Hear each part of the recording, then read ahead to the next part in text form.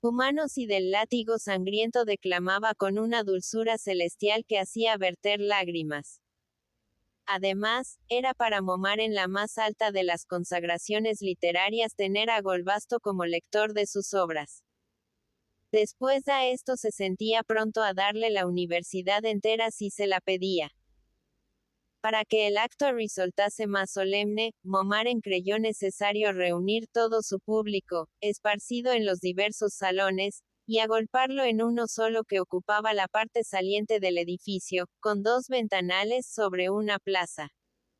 Este salón lo apreciaba mucho por estar amueblado a la moda de otros siglos, cuando reinaban los emperadores de la penúltima dinastía. Como recuerdos de aquella época guerrera y bárbara adornaban las paredes grandes panoplias con lanzas, espadas en forma de sierra, sables ondulados, y otros instrumentos mortíferos. El alma pacífica de Momaren se caldeaba en este salón, sintiendo al entrar en él entusiasmos heroicos que le hacían engendrar versos tan viriles como los de Golbasto. Siguiendo las indicaciones suaves del padre de los maestros, más temidas que si fuesen órdenes, todo el público se fue agrupando en este salón. Las damas y las señoritas formaron varias filas al sentarse, lo mismo que en un teatro. Las mujeres, por ser más fuertes, quedaron de pie y se aglomeraron en las puertas y una parte de los salones vecinos. Golbasto estaba erguido entre las 2 ventanas de la gran pieza, mirando al público como un águila que se prepara a levantar el vuelo. Momaren sonreía con la cabeza baja, sintiéndose encorvado prematuramente por el huracán de las alas de la gloria que iba a descender sobre él. Como el poeta nacional pensaba siempre en sus asuntos, hasta cuando fingía favorecer a un amigo, tosió repetidas veces para imponer silencio, y dijo así: ya que deseáis que recite, permitid que empiece por las obras del padre de los maestros. El gran Momaren no es conocido como merece serlo. Hay muchos que se engañan con la mejor buena fe dividiendo nuestra poesía nacional en 2 reinos, uno de los cuales le atribuyen a él y otro a mí. Esos mismos añaden que Momaren es inimitable en la poesía amorosa y Golbasto en la poesía épica. Error, enorme error. Momaren es grande en todos los géneros, y para probarlo voy a recitar su canto heroico a la verdadera revolución, obra inimitable de la que quisiera ser autor. Una salva de aplausos saludó la descarada adulación al jefe universitario y la interesada modestia del gran poeta. Quiero recitar ese canto heroico, continuó Golbasto, para que se vea la diferencia entre la verdadera poesía y las miserables y cínicas falsificaciones que se sirven a nuestro pueblo, tal vez en este mismo instante. La alusión al joven y odiado poeta que estaba declamando su obra en el Templo de los Rayos Negros fue saludada con una explosión de risas simpáticas y de gruñidos inteligentes. Después de este triunfo preliminar, Golbasto se lanzó a la declamación de la poesía de su amigo y protector. El canto a la revolución triunfante de las mujeres empezaba con un exordio, en el que el poeta rogaba al sol que acelerase su salida de entre las espumas oceánicas para no llegar con retraso y poder presenciar el suceso más grande de la historia. Golbasto lanzó, con una voz de clarín, el primer verso. Muéstrate, oh sol, y con tus rayos de oro. Pero en vez de mostrarse el sol, como pedía el bate, lo que llegó inesperadamente fue la noche en plena tarde. El salón quedó completamente a oscuras. Todos los concurrentes creyeron haber perdido repentinamente la vista. Las mamás chillaron de espanto, extendiendo los brazos instintivamente para guardar a sus hijas. Los hermosos guerreros echaron mano a sus espadas, aunque sin poder adivinar dónde se ocultaba el enemigo. Algunos profesores acostumbrados a no asombrarse de nada y a buscar la razón científica de todos los hechos se dieron cuenta, pasados unos instantes, de que esta obscuridad era debida a un desprendimiento exterior, a dos telones macizos que habían caído sobre ambas ventanas, interponiéndose entre sus ojos y la luz. Momaren se arañó las muñecas en la oscuridad, preguntándose qué poder infernal al servicio de los envidiosos de su gloria había conseguido realizar esta catástrofe. A ninguno se le ocurrió que el hombre montaña pudiera haber empleado como asiento el techo que tenían sobre sus cabezas. En uno de sus desperezos de cansancio, Gillespie había juntado las dos piernas, colocándolas casualmente, con geométrica exactitud, sobre las dos ventanas, lo que creó repentinamente la noche en el interior del salón, precisamente al mismo tiempo que el poeta invocaba la salida del sol. Después del primer aturdimiento de la sorpresa, los ojos, acostumbrados a la obscuridad, empezaron a ver débilmente, gracias a la penumbra que llegaba de las habitaciones inmediatas. Además, el ligero movimiento de una de las piernas de Gillespie dejó filtrar un rayo de luz, y esto sirvió para que toda la concurrencia reconociese cuál era el origen de la catástrofe. Momaren quedó mudo, pues el hecho le parecía tan inaudito, que no encontraba palabras. Los invitados prorrumpieron en alaridos de indignación. Insolente animalucho. ¡Qué atrevimiento el suyo! Venir a perturbar con sus patas inmundas una fiesta de alta intelectualidad. Un hermoso oficial de la guardia saltó, espada en mano, por encima de las sillas, y aproximándose a una de las ventanas tiró una estocada a la pierna del gigante. Gillespie, que estaba medio dormido, despertó sobresaltadamente. Levantó una de las piernas hasta poner la rótula a la altura de su pecho y se rascó con ambas manos la picazón que sentía en la pantorrilla. Luego dejó caer la pierna otra vez, y ésta, como si obedeciese a un poder diabólico enemigo de Momaren, volvió a cerrar herméticamente la ventana. Rugió de cólera la concurrencia, viendo en esto un nuevo insulto para todos. El hombre montaña quería burlarse de ellos.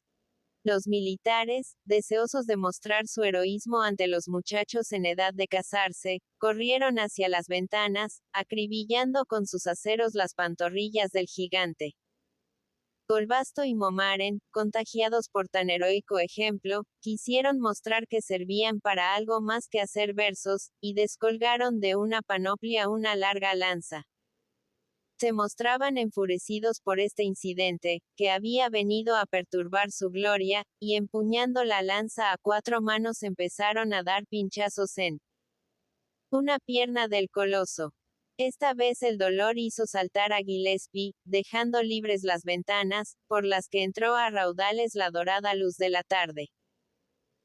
Todos pudieron ver cómo el hombre montaña se encogía sobre sus rodillas, cómo se encorvaba después con el rostro crispado por el dolor, pegando sus ojos a las dos ventanas para averiguar qué insectos malignos eran los que la habían picado venenosamente a través de dichos agujeros. Las señoras se asustaron al ver aquellos dos ojos enormes que las miraban con agresiva fijeza. Pero Golbasto y Momaren, que tenían la cólera larga e implacable de los débiles cuando sienten herida su vanidad, continuaban manejando en colaboración su arma y tiraron un furioso lanzazo a uno de los ojos que llenaban las ventanas. Si no quedó tuerto Gillespie, fue porque los dos poetas, al retroceder para que su golpe fuese más terrible, desviaron un poco la lanza, rasgándole únicamente uno de los párpados. El hombre montaña echó atrás la cabeza, separando los ojos de las ventanas con un pestañeo doloroso, pero inmediatamente puso su boca en una de ellas. Sonó un hervor del caldera, luego un ruido de catarata, y la concurrencia, dando gritos, empezó a huir hacia las habitaciones interiores. ¡Zas! Gillespie, no sabiendo cómo defenderse de aquel enjambre maligno, había lanzado un salivazo dentro del salón. El proyectil líquido pilló a los dos poetas y los hizo caer con su lanza envueltos en una ola pegajosa, de la que no sabían cómo salir. El gigante continuó disparando proyectiles de la misma especie. Corrían las damas, levantándose las faldas para huir con más rapidez. Otras pataleaban caídas en el suelo, pidiendo a gritos que las librasen de esta inundación aglutinante que las había clavado sobre el pavimento. Y las heroicas muchachas de la guardia, no queriendo presentar sus interesantes dorsos al enemigo, fueron retrocediendo hasta el fondo del salón, haciendo molinetes con sus espadas para defenderse del bombardeo. Sí que trata del discurso pronunciado por el senador Gurdilo y de cómo el hombre montaña cambió de traje. A la mañana siguiente, el profesor Flimnap se presentó con gran apresuramiento en la vivienda del gigante. Jamás su rostro bondadoso había ofrecido un aspecto igual, de alarma y azoramiento. A pesar de sus carnes exuberantes, saltó con juvenil agilidad del plato ascensor a la superficie de la mesa, antes de que los atletas encargados de la grúa hubiesen terminado su maniobra. Lejos aún de Gillespie, abrió los brazos con desesperación y juntó luego sus manos en una actitud implorante, gritando: ¿Qué ha hecho usted, gentleman? ¿Qué locura fue la suya de ayer? Y yo que le creía un hombre extremadamente cuerdo. Jamás había experimentado tantas emociones en un espacio tan corto de tiempo. Un miedo anonadador le dominaba desde horas antes, y este miedo obedecía a sentimientos generosos, pues pensaba más en la suerte del gentleman montaña que en la suya propia.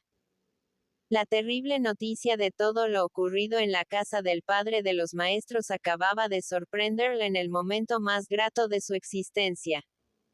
El día anterior había regresado muy tarde a la ciudad, después de verse festejado y admirado durante varias horas por más de 100.000 mujeres. Su discurso en las gradas del Templo de los Rayos Negros lo había escuchado esta enorme multitud, interrumpiéndolo con aplausos. Su éxito resultó tan ruidoso como el del joven poeta rival de Golbasto. Nunca había llegado a soñar con una gloria semejante, ni aun en los tiempos de la adolescencia, cuando, recién entrado en la vida estudiosa, su entusiasmo le hacía aceptar la posibilidad de las más inauditas elevaciones. Durmió mal, pues el saboreo de su triunfo parecía repeler al sueño. Pero cuando descendió de su habitación universitaria, apreciando de antemano las felicitaciones de unos profesores y la envidia de otros, todo su orgullo triunfante se deshizo ante la realidad. Oyó aterrado lo que había hecho el gigante en la tarde anterior. Muchos de los que le hablaron habían asistido a la tertulia de Momaren y se mostraban congestionados aún por la indignación al recordar los proyectiles del gigante, algunas de cuyas salpicaduras habían llegado a ellos o a personas de sus familias. El padre de los maestros estaba en cama después de este suceso, aunque sin enfermedad conocida. Golbasto, el gran poeta nacional, se había retirado jurando vengarse del bárbaro intruso. Los concurrentes le vieron con un vendaje debajo de su corona de laurel, pues se había descalabrado al caer al suelo con Momaren bajo el disparo del gigante. ¿Qué ha hecho usted?, volvió a repetir el profesor. Muchos de los que presenciaron el suceso habían olvidado la insolencia del hombre montaña para preocuparse únicamente de la finalidad de otra acción suya que les parecía misteriosa. Después que el gigante hubo limpiado de gentío los salones de Momaren, haciendo huir a todos al fondo de la casa para librarse de su bombardeo líquido, irguió su estatura y fue a un determinado lugar de la fachada de la universidad, lanzando varios silbidos con la estridencia de un huracán. Los doctores estudiosos que permanecían en sus habitaciones intentaron ocultarse, creyendo que el hombre montaña se había vuelto loco y deseaba aplastarlos.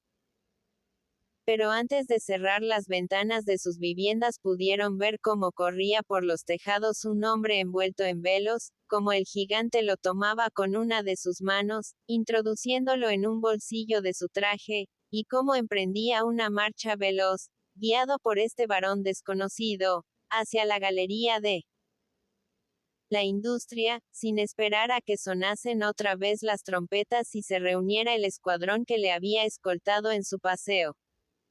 ¿Qué va a pasar ahora?, continuó diciendo el asustado profesor.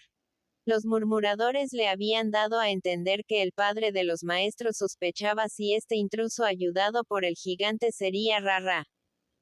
Yo temo, gentleman, que a estas horas la policía esté enterada de que, efectivamente, el tal hombre era Rara y que, protegido por usted, entró en nuestro palacio para ver a Popito.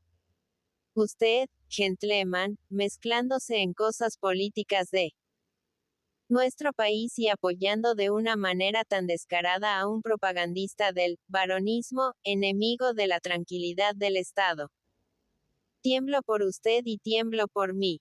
Gillespie no necesitaba oír al profesor para darse cuenta de la gravedad de su acto. Pero renacía su cólera al acordarse de los pinchazos de aquellos pigmeos, y creía sentir aún el dolor en sus piernas. Porque no lo habían dejado dormir en paz. Sin embargo, los gestos desesperados del profesor sirvieron para hacerle pensar que estaba a merced de aquella humanidad pigmea, despreciable para él, pero sin la cual no podía alimentarse ni atender a otros cuidados que necesitaba su persona. Flimnap, creyendo ver en su rostro un reflejo de intensa cólera, le recomendó la calma. No se exalte, gentleman. Al contrario, debe usted mostrarse prudente y conciliador. Creo que esto se arreglará finalmente. Puede usted presentar sus excusas al padre de los maestros. Yo explicaré que todo se debe a su desconocimiento de nuestra lengua y nuestras costumbres. Lo que me preocupa más es lo de Rara. Pero si no hay otro remedio, lo abandonaremos y que siga su destino. El amor es egoísta, gentleman. Antes de venir usted a esta tierra yo hubiese hecho los mayores sacrificios por ese joven. Pero ahora no es lo mismo. Ahora está usted aquí, y más allá de su persona nada me interesa. Parecía haber olvidado el catedrático todas las inquietudes que le entristecían momentos antes, al saltar del plato ascensor. Se había puesto ante un ojo su lente de disminución para contemplar el rostro del gentleman montaña, y esto le hacía sonreír dulcemente. Creo llegado el momento, dijo con voz insinuante, de mostrarle mi alma. Mientras usted vivía a cubierto de peligros, yo no me atrevía a decirle lo que siento. Me dominaba la timidez de todo el que ha pasado su existencia entre libros, viendo de lejos a las personas. Pero después de la locura de usted, la situación es otra.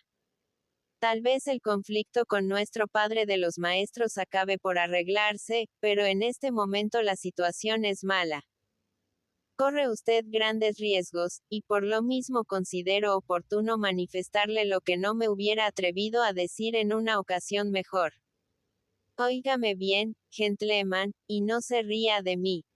Yo le quiero un poco y me intereso por su felicidad. ¿Por qué no hablar más claramente? Yo le amo, gentleman, y deseo pasar el resto de mi vida junto a usted, dedicándome en absoluto a su servicio. A pesar de su mal humor por la aventura en la universidad y por las persecuciones que le podían hacer sufrir estos pigmeos, de los que era esclavo, Gillespie no pudo contener una carcajada. Después sofocó su risa para excusarse cortésmente. No crea, profesor, que me río de usted. Le estoy muy agradecido para atreverme a tal insolencia. Mi risa es de sorpresa. En mi país, rara vez una mujer declara su amor al hombre. Pues aquí no es extraordinario, contestó Flimnap. Acuérdese que todo lo dirigimos las mujeres, y por lo mismo nos corresponde la iniciativa en los asuntos de amor. Además, dijo Edwin, usted olvida el obstáculo insuperable que la naturaleza ha establecido entre los dos al crearnos con tamaños tan distintos. Me mira usted a través de su lente de reducción y se ilusiona creyéndome de su talla. Contémpleme tal como soy, y se convencerá de que por mucho que yo la amase nunca pasaría usted de ser una esposa de bolsillo. Oh, gentleman, interrumpió ella quejumbrosamente. No sea usted materialista en sus apreciaciones, no se muestre grosero en sus sentimientos juzgando a las personas por su tamaño. Porque no pueden amarse dos almas a través de sus envolturas completamente diferentes. Ahora que le conozco, gentleman, me doy cuenta de que toda mi vida he estado esperando su llegada. Siempre mi alma sintió la atracción de las alturas. Siempre soñé con algo inmensamente grande.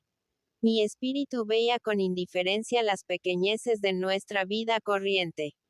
Yo solo podía amar a un gigante, y el gigante ha venido. ¿No le parece que un poder superior nos ha hecho el uno para el otro? El gentleman Montaña solo contestó a esta pregunta con un gesto ambiguo. Pero el ardoroso profesor siguió hablando. Yo no le exijo que me responda inmediatamente. Confieso que esta manifestación de mis sentimientos es un poco violenta y que usted no la esperaba. A no ser por el peligro que le amenaza, me hubiese abstenido de hablarle de esto en mucho tiempo. Pero, en fin, lo que yo debía decir ya está dicho. Reflexione usted, consulte su corazón. Esperaré su respuesta. Lo que necesitaba hacerle saber cuanto antes es que no soy para usted un simple traductor y que ansío participar de su suerte, correr sus mismos peligros, si es que la situación se empeora. Gillespie, conteniendo la risa que otra vez volvía a agitar su pecho, contestó vagamente a la apasionada universitaria. Obedecería sus indicaciones, estudiaría con detenimiento las preferencias de su alma. Pero por el momento, lo más urgente era resolver su situación, que, según ella, parecía angustiosa. Voy a dejarle, gentleman, contestó Flimnap. Nada consigo permaneciendo a su lado para sostener una conversación grata, pero que resulta estéril. Necesito saber noticias. Momaren tiene poderosos amigos y debe haber hecho algo a estas horas contra Rara. Además, hay que temer a Golbasto. Adivino desde aquí que su cochecito tirado por los 3 hombres caballos debe estar rodando a través de la capital desde el principio de la mañana. A saber lo que habrá tramado el temible poeta. Antes de desaparecer por uno de los escotillones, todavía retrocedió Flimnap hacia el gigante para decirle en voz baja. Si vienen a buscar a Rara, no se empeñe en defenderlo. Sería peor para él y para usted. Déjelo abandonado a su suerte. Nosotros solo debemos pensar en nuestro porvenir. Yo siempre he creído que un amor que no es egoísta no merece el nombre de amor. Y entornando los párpados con expresión acariciante detrás de los vidrios de sus gafas, el profesor desapareció rampa abajo. Solo entonces el hombre montaña bajó los ojos para mirarse a sí mismo, fijándolos en su pecho. Por la abertura entreabierta de su bolsillo superior veía la cabecita de Rara, encogido en el fondo de este refugio. Buena la hiciste ayer, dijo el gigante en voz queda, como si hablase con él mismo. En realidad tú eres el culpable de todo lo ocurrido, por tu maldita idea de dejarme solo para ir a ver a Popito. Pero no te abandonaré por eso, como me pide la loca de Flimnap. ¿Qué diablo será esto del amor, que a todos nos hace cometer enormes tonterías, y hasta da un aspecto grotesco a esa pobre mujer tan inocente y bondadosa? Vieron los ojos del gigante apoyada en un lado de la mesa la cachiporra que se había fabricado durante su excursión a la selva de los emperadores. La presencia de esta arma primitiva le hizo sonreír de un modo inquietante para los pigmeos. Yo te aseguro, Rara, continuó, que los primeros que vengan en tu busca y nos molesten corren peligro de morir aplastados. Pero aunque esta promesa bárbara fuese muy del gusto de Rarrá, este protestó, sacando la cabeza imprudentemente por el borde del bolsillo. Lo creo oportuno, dijo el pigmeo. Pero dentro de algún tiempo. Ahora es inútil. Hay que esperar nuestra revolución, cada vez más próxima. Mientras tanto, Flimnap corría las calles de la capital, enterándose de una serie de noticias muy inquietantes para él. Un profesor le anunció que Momaren, por ciertos detalles que le habían comunicado algunos subordinados, estaba allá. Convencido de que era Rarrá el que acompañaba al gigante. El padre de los maestros, aceptando las sugestiones de su vanidad, creía que este varonista, enemigo del orden, había sugerido al hombre montaña la idea de interrumpir su tertulia en el momento preciso que el gran Golbasto recitaba sus versos, para quitarle así un gran triunfo literario. A primeras horas de la mañana había tenido una conversación violenta con Popito, la cual negó haber visto a Rarrá en la parte alta del palacio universitario. Luego el influyente personaje abandonó su cama, y estaba ahora en la presidencia del Consejo Ejecutivo, recomendando sin duda la persecución del revolucionario masculista. Poco después Flimnap se encontró con un grupo de noticieros de los grandes diarios, que le iban buscando desde horas antes. Querían conocer su opinión sobre lo ocurrido en la tertulia del padre de los maestros, pero él se expresó de un modo ambiguo. De buena gana hubiese contestado rudamente a estos curiosos insaciables que le perseguían a todas horas. Pero la gratitud le obligaba a ser cortés. Todos los diarios hablaban con elogios de su discurso en el Templo de los Rayos Negros, lamentándose de haber desconocido durante tantos años a un orador tan eminente. Los periodistas le dieron una noticia que resultó la peor de todas. Gurdilo había anunciado su deseo de pronunciar un discurso en el Senado a propósito del hombre montaña apenas se abriese la sesión. Tal vez el temible orador estaba ya hablando a estas horas. Flimnap corrió al Palacio del Gobierno, entrando en el ala ocupada por el Senado. Su amor por Gillespie le sugería las más atrevidas resoluciones. El tímido profesor, que pocos días antes era incapaz de la más pequeña iniciativa, se asombraba ahora de su audacia. Pensó hablar a Gurdilo, si es que aún no había empezado su interpelación al gobierno. No se conocían, pero él desde unos días antes era un personaje célebre, del que se ocupaban mucho los periódicos, y bien podía permitirse la libertad de hacer una visita a un compañero suyo de gloria. Dentro del Senado, al preguntar por el famoso orador, se convenció de que había llegado tarde.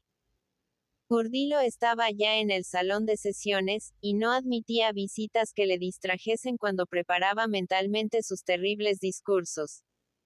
El catedrático subió a una de las tribunas destinadas al público, viendo abajo, entre las matronas que formaban el Senado, al temible Gurdilo, hacia el que convergían todas las miradas. Nunca sufrió el pobre Flimnap una tortura igual a la de escuchar a este personaje confundido entre el público y sin poder contestarle. Después de su triunfo en el Templo de los Rayos Negros, se consideraba tan tribuno como el célebre sanador. Pero aquí no era más que un simple oyente que podía ser encarcelado si osaba alterar con sus interrupciones la calma de la majestuosa asamblea. La oradora senatorial, con la faz más amarilla que nunca, la mirada torva, la nariz encorvada y una voz silbante, atacó a Gillespie durante mucho tiempo, procurando que sus golpes al coloso cayesen de rebote sobre los altos señores del Consejo Ejecutivo. Hizo la historia de todos los hombres montañas que habían llegado al país en el curso de los siglos.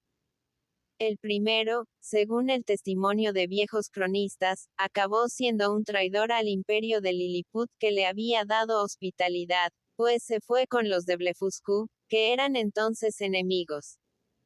Además, al regresar a su monstruosa patria, publicó, según vagas noticias traídas por Eulame, un libro en el que ponía en ridículo a todos los liliputienses. Los colosos que habían llegado después eran gentes bárbaras y viciosas, sin educación universitaria y de una capacidad estomacal que acababa causando grandes escaseces y hambres en la nación. Cometían tales desafueros, que finalmente había que suprimirlos. Y cuando se había aceptado como medida prudente el matar a estos intrusos, que se presentaban de tarde en tarde, con la regularidad de una epidemia, llegaba el último hombre montaña, y el Consejo Ejecutivo, faltando a la tradición, le concedía la vida.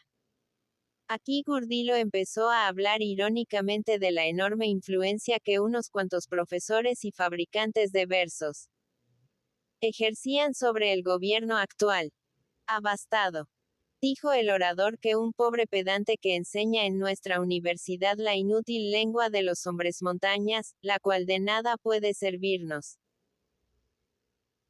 Abastado, repito, que descubriese en un bolsillo del tal gigante un libro del tamaño de cualquiera de nosotros, con unos versos disparatados, propios de su enorme animalidad, para que todos los falsos intelectuales que dominan nuestra organización universitaria, y son retribuidos exageradamente por el gobierno, viesen una ocasión de afirmar su influencia protegiendo a este colosal intruso como un compañero de letras. Y los altos señores del gobierno, que antes de ocupar sus cargos no conocían otra lectura que la del diario todas las mañanas, han aprovechado la ocasión para darse una falsa importancia de intelectuales, obedeciendo las indicaciones de sus protegidos que monopolizan la universidad. No quiero hablar al ilustre Senado de los gastos que ha originado el hombre montaña desde que vive entre nosotros. Esto será objeto de un discurso que pronunciaré otro día, cuando tenga completos los datos estadísticos que estoy reuniendo. Necesito saber con certeza cuántos bueyes come cada día, cuántas docenas de gallinas, así como las toneladas de pescado y de pan que lleva devoradas. No insisto en esto.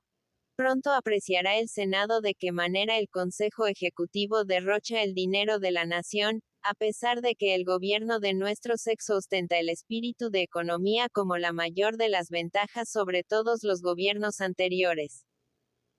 Hoy necesito hablar de otra cosa que considero de gran urgencia, pues equivale a un escándalo intolerable que pone en peligro el orden del Estado y los fundamentos de nuestra sociedad, haciendo completamente inútiles la sabiduría de aquella gran mujer que inventó los rayos libertadores.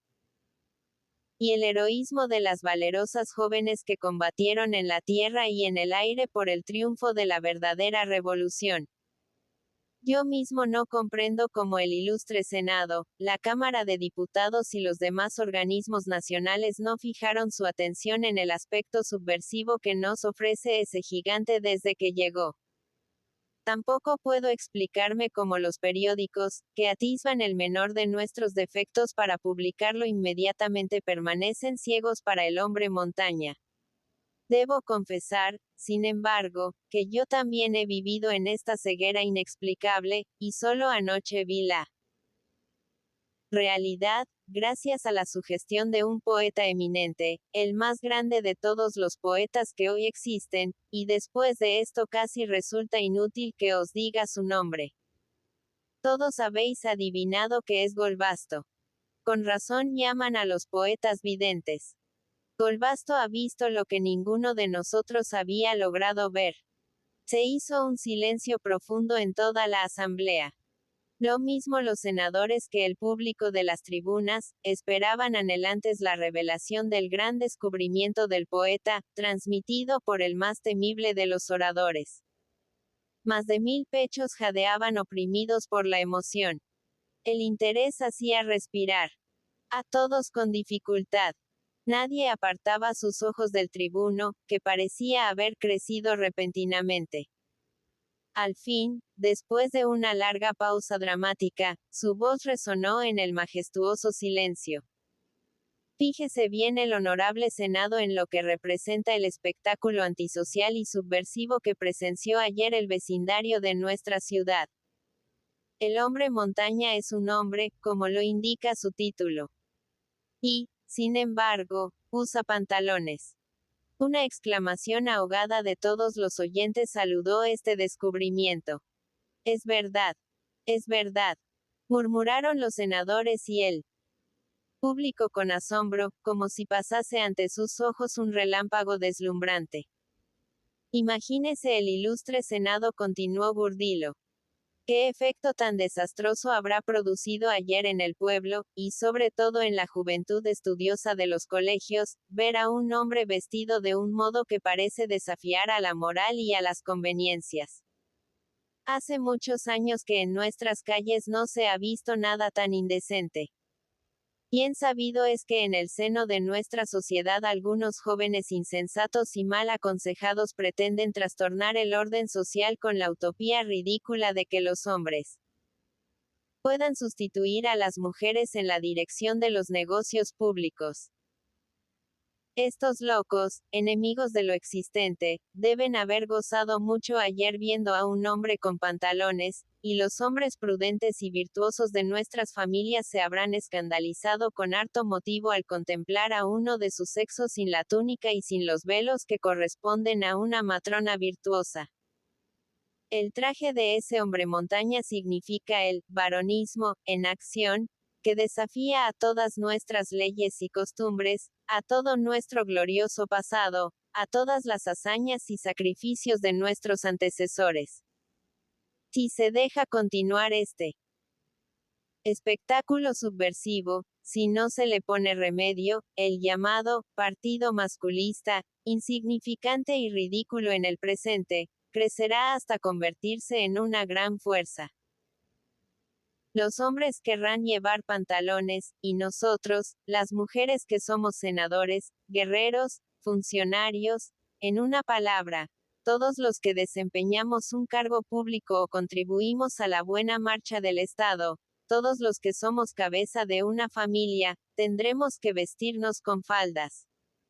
La suposición de que las mujeres pudieran alguna vez llevar faldas resultaba tan extravagante e inaudita, que todo el respetable Senado empezó a reír, y, animados por su hilaridad, los ocupantes de las tribunas lanzaron igualmente grandes carcajadas. Hasta algunas señoras masculinas que, envueltas pudorosamente en sus velos, ocupaban la tribuna destinada a las esposas de los senadores encontraron muy original la paradoja de Gurdilo, celebrándola con discretas risas.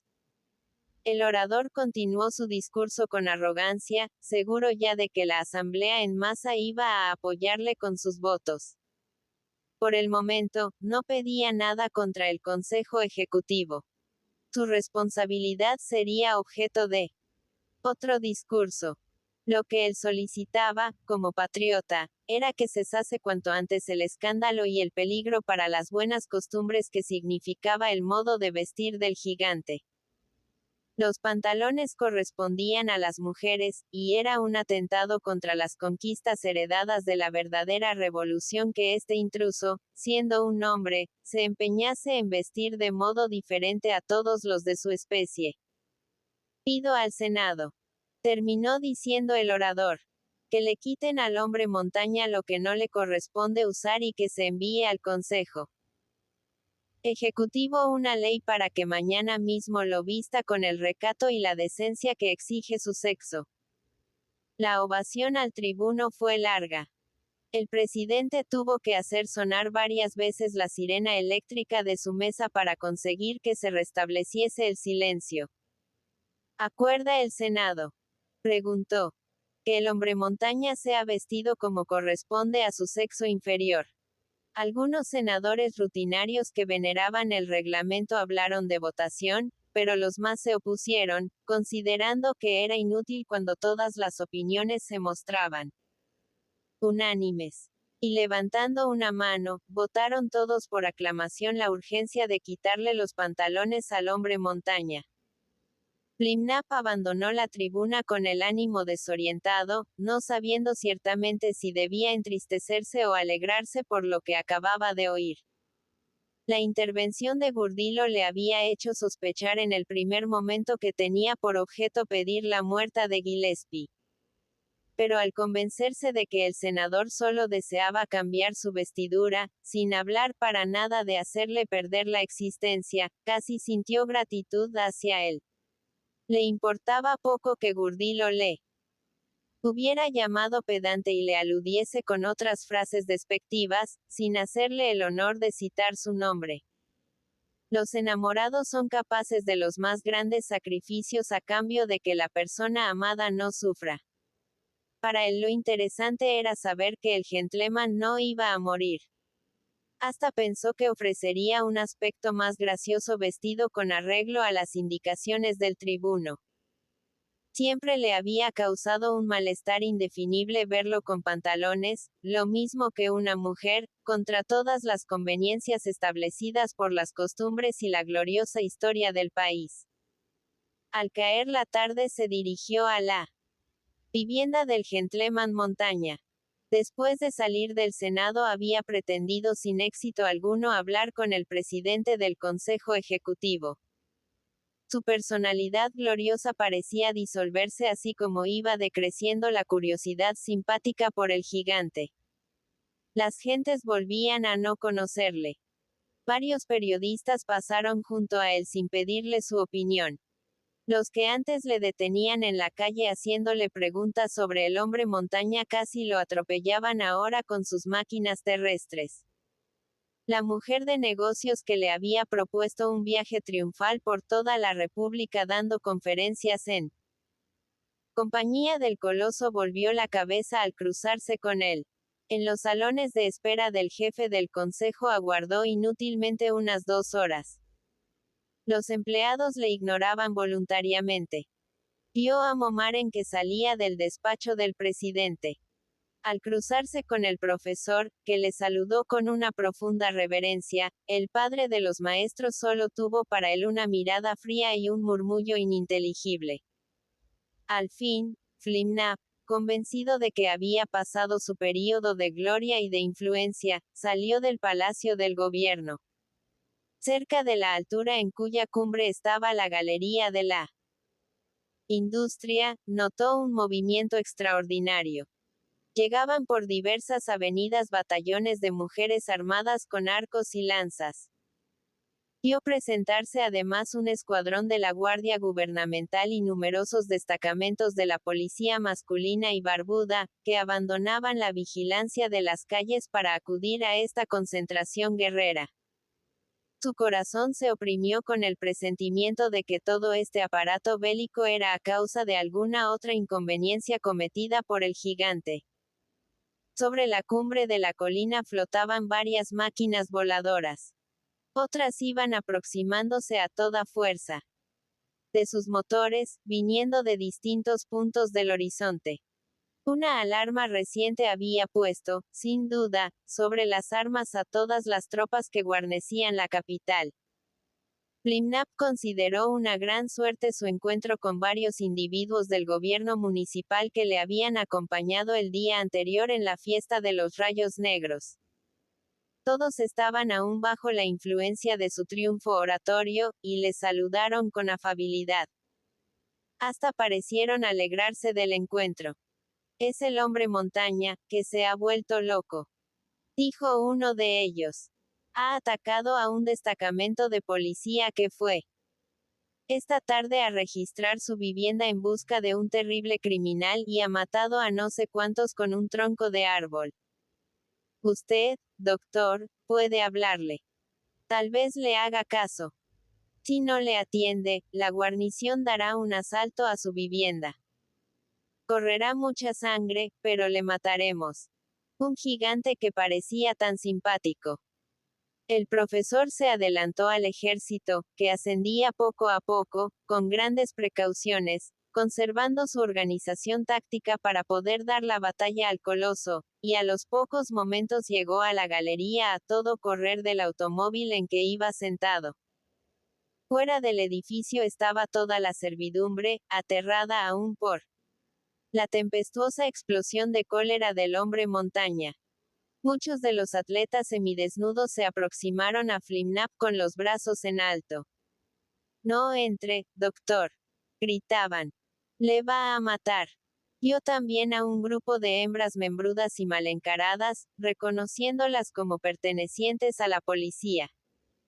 Eran los agentes que habían intentado examinar los bolsillos del gigante después de haber registrado toda la galería en busca de Rara.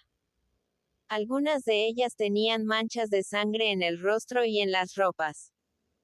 Otras, sentadas en el suelo, se quejaban de tremendos dolores en sus miembros. Pero estos dolores, así como la sangre, eran una consecuencia de las caídas que habían dado al huir del gigante. Su inmenso garrote, al chocar contra el suelo, esparcía un temblor igual al de un terremoto. Flimnap, después de muchas preguntas, sacó la conclusión de que el gigante no había matado a ninguno de los que consideraba sus enemigos.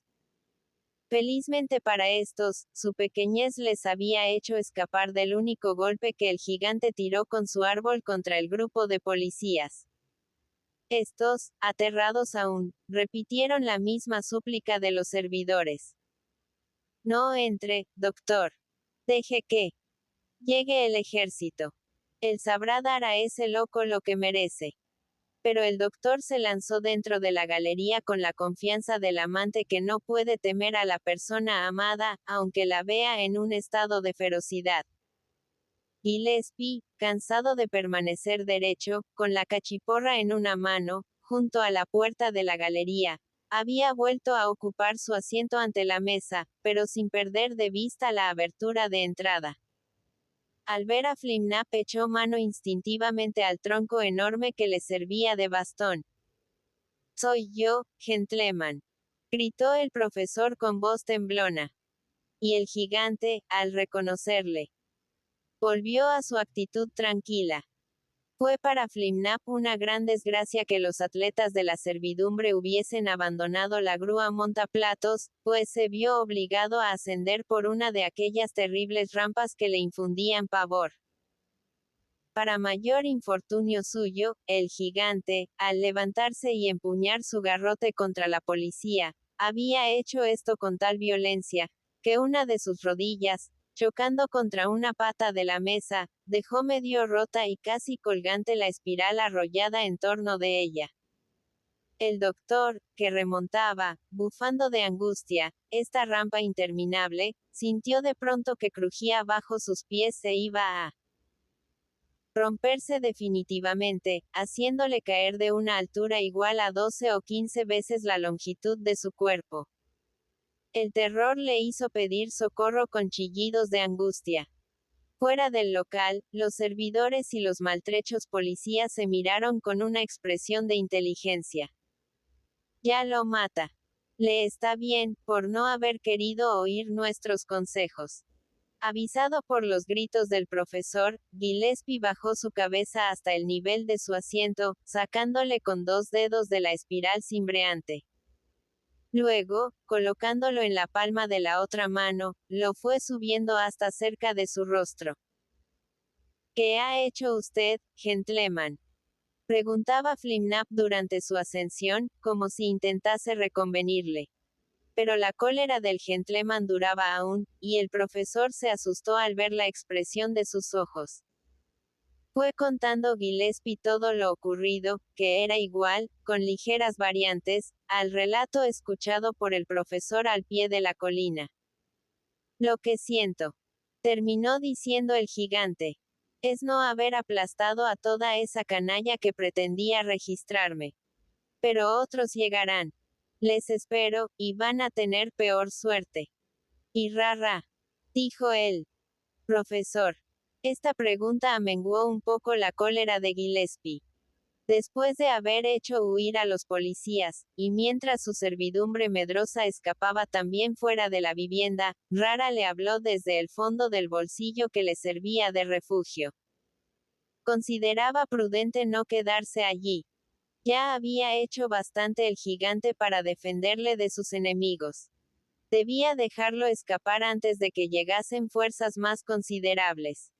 Necesitaba mantenerse libre para la continuación de sus trabajos.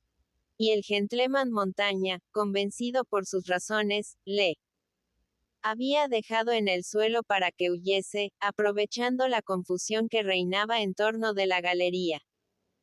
Flimnap se abstuvo de recriminaciones. Lo urgente era evitar un combate entre el ejército asaltante y el coloso, todavía irritado. Y empezó a contar a este lo que había visto. De pronto, Gillespie, que escuchaba ceñudo las palabras del profesor, lanzó una ruidosa carcajada. Fue el relato del discurso de Gurdilo en el Senado lo que le hizo pasar sin transición de la cólera a la hilaridad.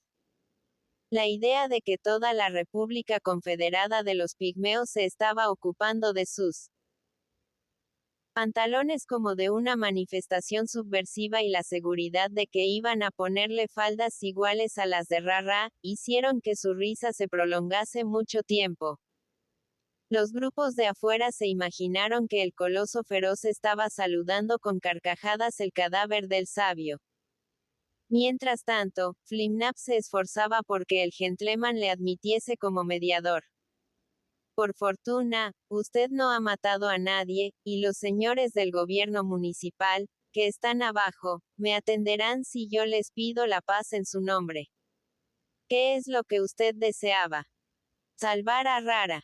Este se ha ido, librando a usted del compromiso de protegerlo. Ahora lo interesante es conseguir que no le miren a usted como un rebelde. Me autoriza para que trate en su nombre. El gentleman Montaña contestó con un gesto indiferente, y Flimnap quiso aceptarlo como si fuese de aprobación. Luego suplicó a su poderoso amigo que bajase la mano lentamente hasta depositarlo en el suelo, y salió corriendo de la galería. Cuando las gentes que estaban en las inmediaciones le vieron avanzar hacia ellas, mostraron el mismo asombro que si contemplasen un aparecido.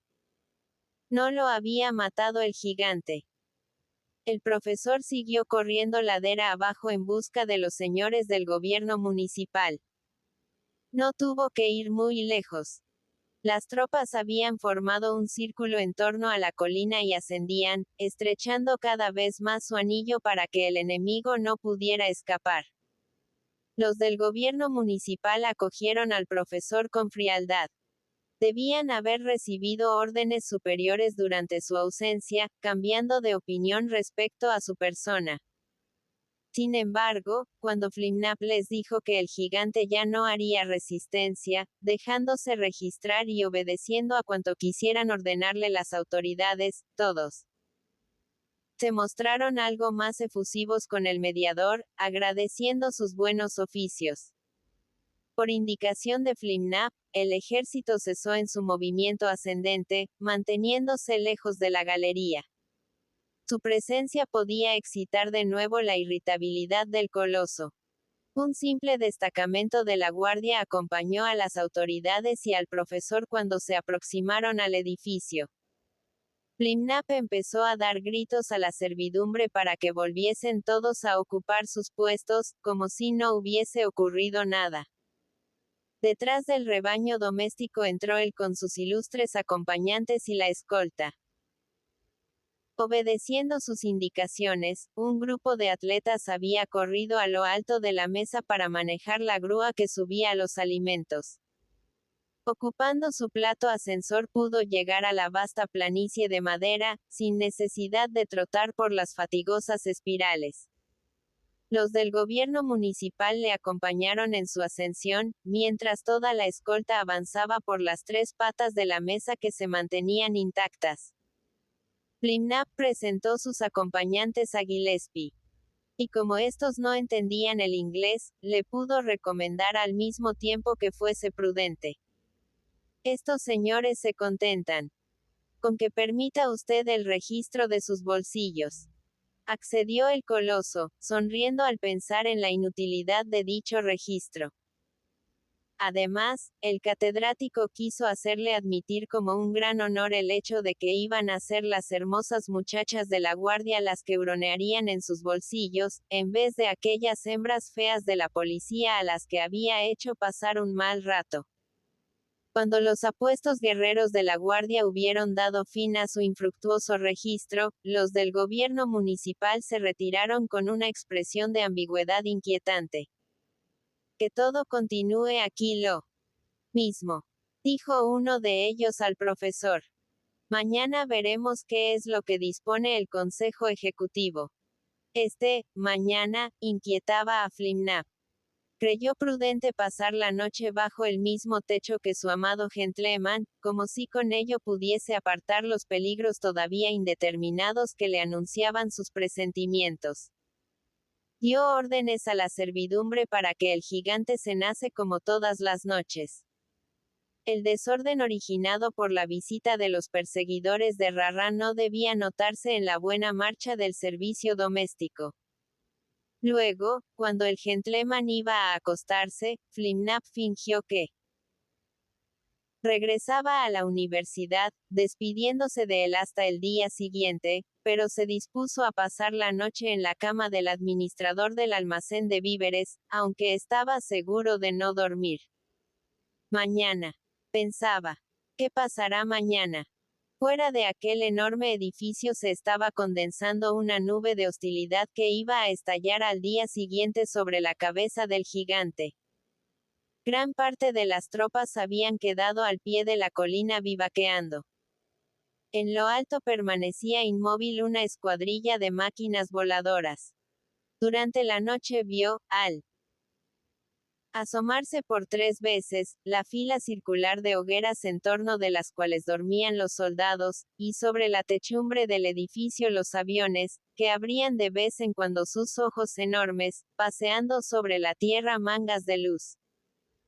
Poco después de amanecer, cuando el gigante estaba aún en su cama, se presentó un empleado del Consejo Ejecutivo, al que seguían varias mujeres que, a juzgar por sus trajes, pertenecían a la clase industrial de la ciudad.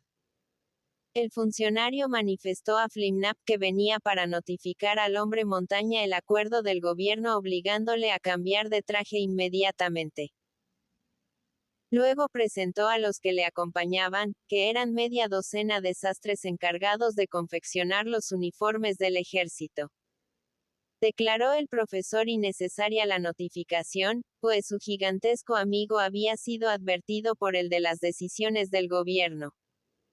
En cuanto a lo del traje, continuó. Estos señores tendrán que esperar a que el hombre montaña se haya levantado, si es que no prefieren tomarle medida mientras está tendido en su cama. Uno del grupo, que parecía ejercer cierta autoridad sobre sus compañeros de oficio, acogió tal proposición con un gesto despectivo, expresando luego su extrañeza de que un hombre tan sabio como el profesor Flimnap creyese aún que los sastres geómetras tomaban medida a sus clientes como en los tiempos remotos. Nos bastará conocer el diámetro de uno de sus tobillos y de una de sus muñecas. Después, gracias a nuestros cálculos aritméticos, descubriremos las proporciones del resto de su cuerpo, cortándole un traje exacto. Además, esto no va a ser un uniforme ajustado, como el que usan los guerreros de la guardia. Es simplemente un vestido de hombre, con falda y velo. Gillespie, que estaba en los postreros momentos de su sueño, cuando empiezan a despertar confusamente los sentidos mientras el resto del organismo yace sin voluntad, creyó que un insecto le estaba cosquilleando un tobillo y largó una patada, de la que se salvaron milagrosamente los 2 sastres ocupados en tomarle medida. «Quieto, gentleman», dijo el profesor inclinándose sobre una de sus orejas. Son los maestros cortadores, que se preparan a confeccionar ese nuevo vestido que tanto le divierte. La comisión de sastres había traído todo lo necesario para hacer sin pérdida de tiempo el traje femenil del gigante. Tenían orden de no volver a la capital sin haber cumplido su encargo, y fuera de la galería les esperaban varias carretas cargadas de piezas de tela, así como una numerosa tropa de costureros. En el vasto declive comprendido entre el edificio y el cordón de tropas acampado abajo fueron desplegando dichas piezas de tela, que sus ayudantes cosieron rápidamente gracias a unas máquinas portátiles de vertiginosa celeridad. Así quedó formada una pieza única y enorme, que cubría todo un lado de la colina, y el más viejo de los maestros, consultando un cuaderno cuyas hojas llenaba de cálculos matemáticos, trazó con un pincel blanco sobre la tela las líneas que debían seguir los cortadores. Así como iban quedando separadas las diversas piezas del traje, se apoderaban de ellas los ayudantes, haciendo trabajar de nuevo sus máquinas de coser. Todos los costureros eran hombres, pues las labores de aguja únicamente se consideraban compatibles con la debilidad del sexo masculino. En cambio, los maestros cortadores eran mujeres, así como los empleados del gobierno que vigilaban la operación. Después de almorzar, Gillespie se asomó a la entrada de la